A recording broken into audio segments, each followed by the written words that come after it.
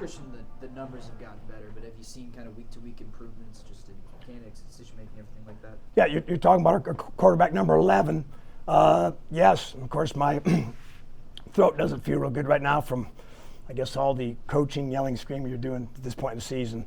But yes, he huddle command, sideline awareness. Anytime a kid starts to play, his reps improve. So he is showing improvement there. You can kind of see it, notice it, and feel it. You had 2 great touchdown drives, kind of bookend. Bookend. A pretty long stretch there with just a field goal, I think, out of 10 drives. What were some of the things that stood out to you guys as you reviewed the film, you went over that game? What didn't work in that big stretch in the middle? Well, I mean, I'm trying to now go back to a game that you've almost washed out of your head. But, the one thing we tried to show our kids on Sunday is, yes, you allude to all the stuff in between.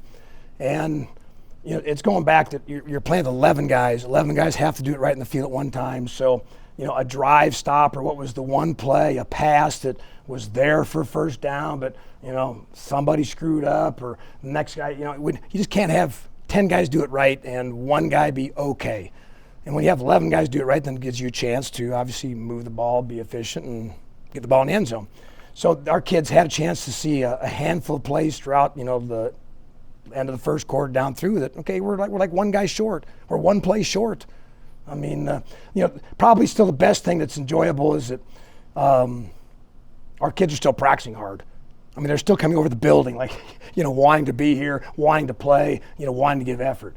I've been on teams before where you've gotten a dang losing streak, and it's just like, are you kidding me? It's like pulling teeth. It's not pulling teeth here. Thank God these kids still enjoy football. They're showing up. We're still obviously demanding effort, and they're just trying to go through and learn a game plan and move on to the next opponent. I know you're 7 games in, but with the Christian with 2 starts, you guys have seen some life and some big plays from him. Are you guys able to still add wrinkles to your offense where you're trying to get, especially your tight ends, involved in different ways that might work for his Yeah, team? I'd love to sit here and tell the Notre Dame coach, we got 100 wrinkles going this week. Try and stop those 100 plays. Give us some details. And give us some details. Okay, are you going to put them in the paper and that work? But it is a growth. I mean, it's a new quarterback, so it's what does he do? What can he handle? Where's he improved from day one when he kind of got a nod to start to where he's sitting at now? And then of course you got a game plan to try and execute against Notre Dame's defense and what they do, and they're a pretty good team. So we got a great challenge, but yes, it's Christian. Here's A, B, C, D, E, F, G. What we got to do for now the next game. Is it a possibility that you could utilize Gavin Moore against Notre Dame just because of he's so difficult to? Well, I still have a year of eligibility left, and I might start throwing some passes. Yeah, I mean it's back to that same thing. My wife asked me that same type question. What are you laughing at? Because it's true. You got to, what does the defense give you? What can we do? I mean, there's a lot of components go into it. I'd love to be selfish, like every kid in the team love to be selfish. Like, I get 100 passes thrown to me. I run the ball 100 times. I throw it 4,000 times. I mean, it's still a team game. You just can't focus on just one guy and he is the kingpin. But we said we got to just finish the Tuesday practice. It's full speed ahead. We're going to blink our eyes. We'll be in South Bend on Saturday. Tim, you mentioned the way the guys are working. Does that give you confidence that it's gonna happen? That you guys are gonna bust out because of the effort? Well, I just think at some time we just keep working, something good's gonna happen to you. It's been like that for a long time. I mean, if you keep writing good articles and good information, they don't put it in the damn paper. You hope someday my good stuff's gonna be put in the paper or put on the news, the internet.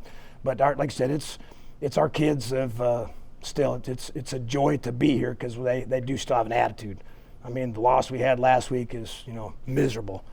I mean, the food don't taste good, the sleep isn't good, nothing's good. But guess what? You don't have time to be thinking about that because you're on to the next opponent in the blink of an eye, and the focus goes from Saturday, which seemed like 4 weeks ago, to the next game. You sleep? No, I don't. I mean, it's no fun. I mean, I probably don't sleep anyway, but I mean, it's no fun that you spend as much time doing what you do. And I'm at a point in my time in my career that I just want the kids to feel success and win and do the stuff for them, because that's what we're doing for them. And when when you just see things happen, the taste of victory is not in your mouth. I mean, just the joy of a win is just not there. That's just sickening to me. I mean, to me, the wins aren't as high anymore and the lows are lower. That's what I've kind of noticed. I've gotten 38 years or whatever it is, but I just feel for the kids because it just, to me, that's what it's all about for those guys to do what they do and win.